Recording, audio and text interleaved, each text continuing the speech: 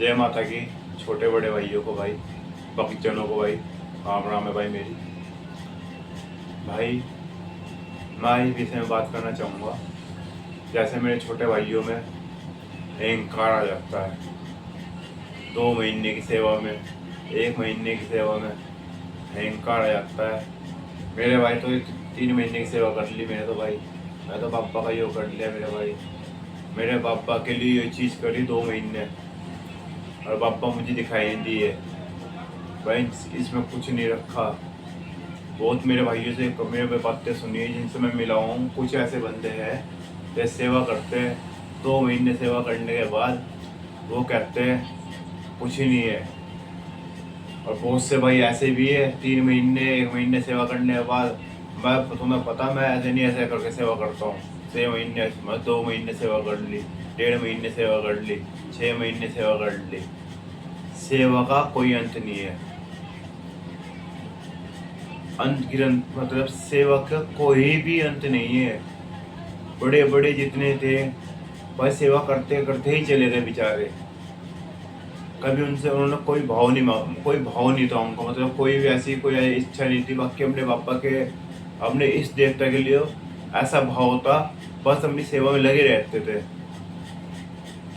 अपनी मेहनत में लगे रहते थे।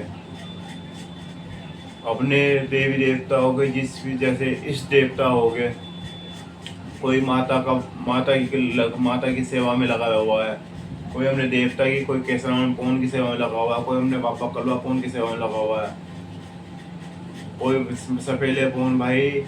मतलब सारे के सारे अपने अपने देवी देवताओं की सेवा में लगे, हर कोई लगा रहता है भाई। होली दिवाली का समय आता है सब लगते हैं। बाकी कभी भी ये ना, ये शब्द नहीं आना चाहिए भाई मेरे 6 महीने सेवा कर ली, 1.5 महीने सेवा कर ली। तो आपने सेवा नहीं करी, आपने तो अपना क्या नाम है, वो तो उन्हें समय नहीं दिया आपने। आप तो अपना मतलब निकाल रहा है उनसे। आप तो उन्हें जता रहे हो हमने तुम्हारे लिए इतनी सेवा कर ली। आप सेवा करते हो तो किसी उम्मीद और अपनी सेवा में लगे रहो। उम्मीद तो करनी छोड़ दो, ये कुछ मान छोड़ दो। मैं यो चाहिए मुझे पापा, मैं तेरी सेवा कर रहा, पापा मुझे वो चाहिए, मैं तेरी सेवा कर रहा भाई, माता मैं ये चीज़ कर रहा, मुझे ये चीज़ चाहिए। जब आपका समय बन के आएगा, आप अपनी श्रद्धा से, अपनी भाव से अपनी सेवा में लगे रहोगे।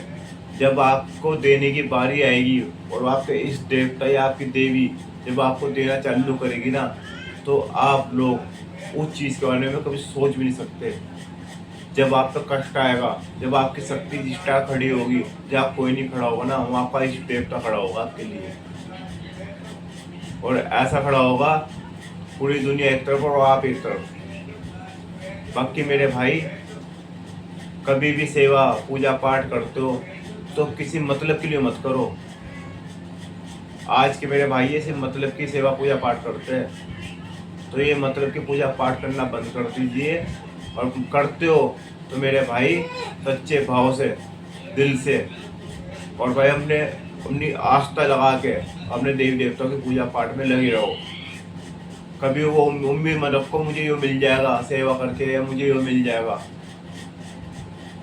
हम आपसे ज़्यादा आपको जो कहने की जरूरत नहीं है अपने देवी देवता को। जब वो आप सेवा करके उन्हें, उनकी आत्मा को, अपनी आत्मा जब मिलाओगे ना, तो आपको क्या बताने की जरूरत नहीं पड़ेगी कुछ भी, और ना कभी जताने की जरूरत पड़ेगी। क्योंकि जब वो आपकी आत्मा और उनकी आत्मा एक हो जाएगी, तो आपकी आत्मा को आपका देवता खुद ही देख ले, खुद ही समझ जाता है मेरा गुरु क्या चाहता है और किस जगह क्या कष्ट है मेरे गुरु को है। तो भाई लोगों, मैं आज इस बारे में कहना चाहूँगा आपको, आप अपनी पूजा पाठ में लगे रहो। कभी भी किसी मतलब के लिए पूजा पाठ मत करो। सिर्फ अपने भाव से, अपनी सच्ची आत्मा से अपने देवी देवताओं की पूजा पाठ में लगे रहो। चाहे माता की, चाहे अपने देवता की, चाहे अपने जहाँ भी आपके कर्तव्य में, या कोई भी आपकी किसी के यहाँ से माता काली है, अपनी माता के बल लगे रहो। जब वो शक्ति खड़ी होगी ना आपके साथ, तो आपके अगल बगल में कोई खड़ा नहीं हो सकता। बा भाई लोगों, मैं तो नहीं कहना चाहूँगा। बा भाई, जय माता की। और भाई जी, भाई को भी जानकारी अच्छी लगी हो, जैसे भाई मैं आप लोगों को बताया, तो मेरे भाई चैनल को सब्सक्राइब और लाइक और कमेंट कर देना मेरे भाई। और भाई मेरा साथ दो। जय बाबा।